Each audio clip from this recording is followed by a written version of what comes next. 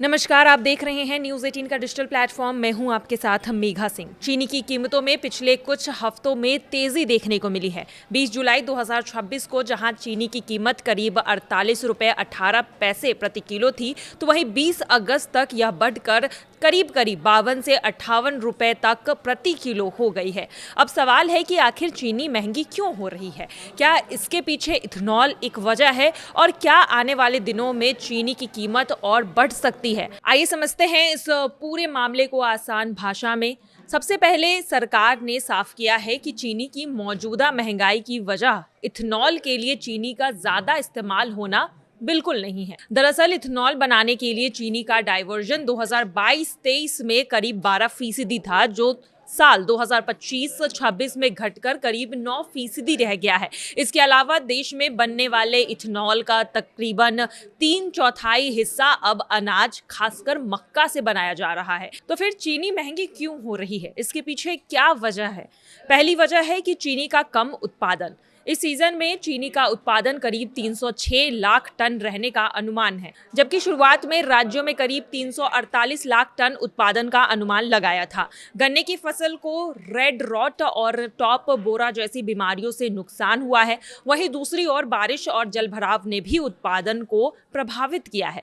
दूसरी वजह यह है कि त्योहारों से पहले चीनी की बढ़ती मांग। जी हाँ, त्योहार आने वाले हैं, इससे पहले चीनी की डिमांड काफी बढ़ गई है। ये भी एक कारण माना जा रहा है महंगाई बढ़ने की।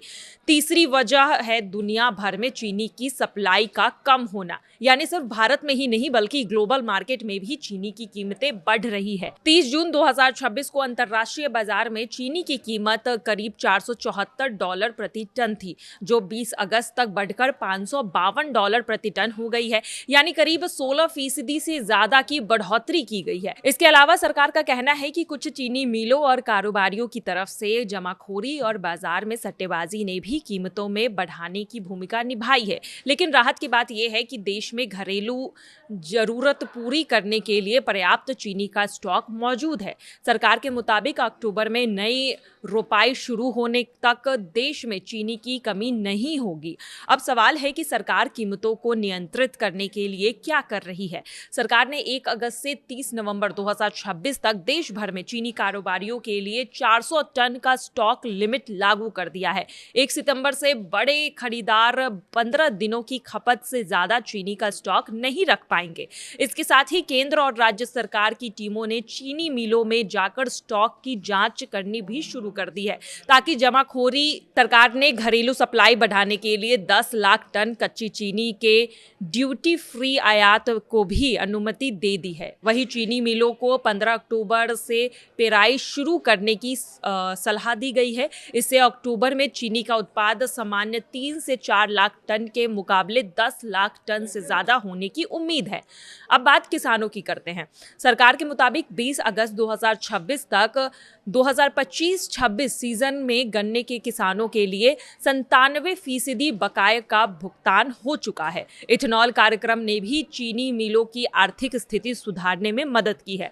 ज्यादा उत्पादन वाले वर्षों में अतिरिक्त चीनी को इथेनॉल में इस्तेमाल करने से चीनी मिलों पर अतिरिक्त स्टॉक का दबाव कम होता है और किसानों को समय रहते और समय पर भुगतान करने में मदद मिल रही है।